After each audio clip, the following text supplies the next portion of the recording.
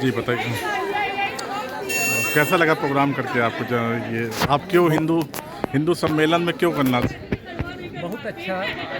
अपना जो समिति अपने मधुकर नगर की है उसमें बहुत जी। अच्छा कार्यक्रम किया। जी ये हिंदू सम्मेलन इसलिए आवश्यकता पड़ रही है कि जी। जो मेरा भारत, जैसे आपने बताया आपका चैनल का नाम हम भारत के लोग, हम भारत के लोग, अभी नया ही हम लॉन्च भारत हुआ के है, लोग, थोड़ा हम जो गलती भारतीय हो अगर माफ़ हैं। कीजिएगा। जी जी जी हम अगर भारतीय बन के रहेंगे जी जी।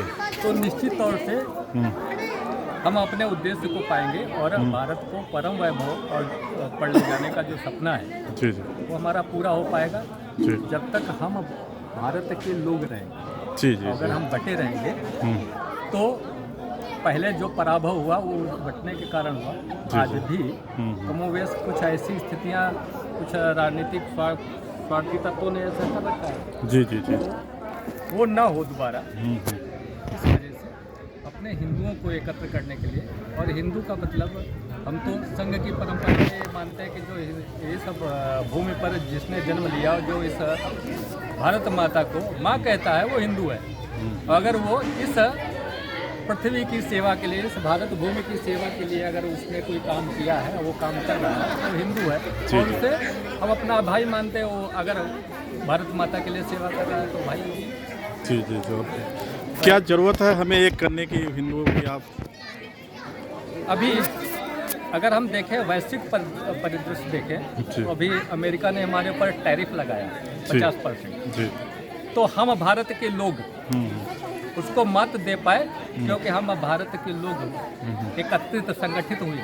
जी। अगर संगठित नहीं है, जैसे हमारे मोदी जी कहते हैं vocal for local, local for vocal, वो जो संकल्पना है वो तभी साकार होगी जब हम एक हों।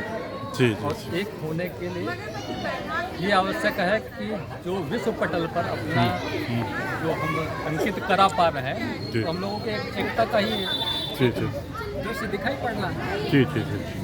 क्या क्या कदम उठाने चाहिए हमें हिंदुओं को एक करने के लिए? आपका छोटा सा संदेश है। क्या घरों से शुरुआत? क्योंकि सबसे छोटी इकाई तो हमारी घर ही होती है।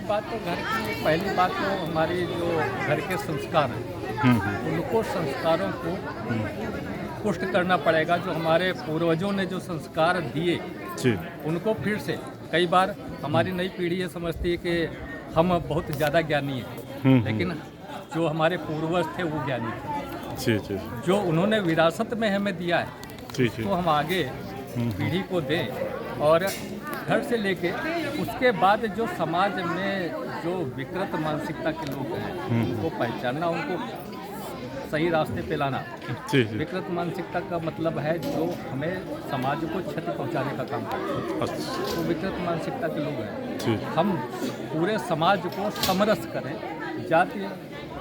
जातियाँ ठीक है, जैसा हम कहते हैं कि जातियाँ ठीक है, प्रोग्राम के समय में त्रेता युग में भी थी, जी जी लेकिन भेदभाव नहीं था। जी। तो प्रभु राम के अगर आदर्शों पे चलना है तो हमें समरसता लानी होगी, भेदभाव छुआछूत को मिटाना होगा। ये बहुत अच्छा कदम है आपका। बच्चों के लिए संदेश, आने वाली पीढ़ी के लिए क्या संदेश है आपका? बच्चों के लिए पहली बात तो एक संदेश है कि वो अपने सबसे पहले संस्कार माता पिता जो देते हैं उनको सीखें, और उन संस्कारों से अपने को दिखा सकते हैं कि हम किस परिवार से। श्रेष्ठता जो है वो परिवार से, उसके आचरण से दिखती है। जी जी जब बच्चे कुछ ऐसा आचरण करते हैं तो उससे उस परिवार की हमें पृष्ठभूमि दिखने लगती है कि किस परिवार से।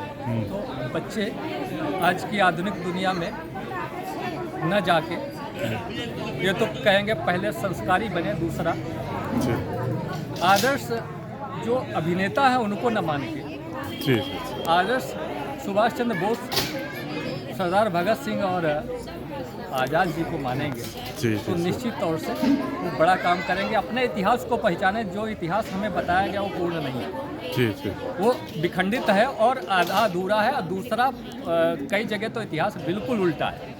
सही बात। छत्रपति शिवाजी महाराज और रानी लक्ष्मीबाई को पहचानने की ज़रूरत है, उनको जानने की ज़रूरत है। हमारी युवा पीढ़ी अगर छत्रपति शिवाजी महाराज के बारे में जानेगी, जी।